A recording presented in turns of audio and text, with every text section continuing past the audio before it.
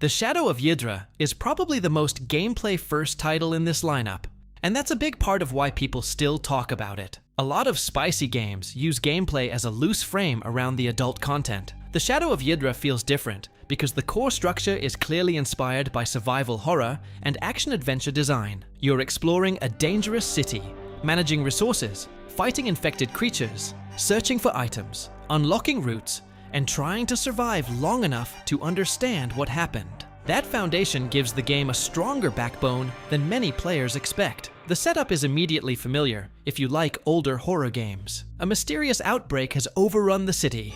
People have turned into grotesque creatures. Streets, buildings, and underground areas are dangerous, supplies are limited, and every new section carries the possibility of running into something you are not ready for. You play as Yidhra, and she is not helpless, which is important. This isn't pure hide-and-seek horror.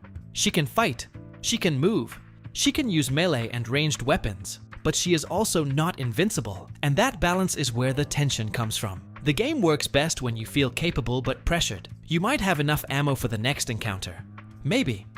You might have enough healing items to push forward. Maybe. You might be able to clear this area safely. Unless you miss too many shots, get cornered, or waste resources before a tougher fight.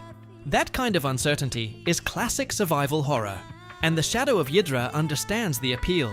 Ammo and healing are limited enough that reckless play becomes dangerous, but not so scarce that the game feels impossible. You're constantly doing that little internal calculation. Should I fight this enemy? Avoid it? Or spend resources now to make the route safer later? Exploration feeds into that loop. The interconnected areas encourage you to pay attention to layout, locked doors, item placement, and shortcuts. Simple puzzles appear along the way, usually acting as pacing breaks between combat sections. They're not extremely complex, but they give the world a little more structure than a straight side-scrolling shooter would have. The progression system adds another layer.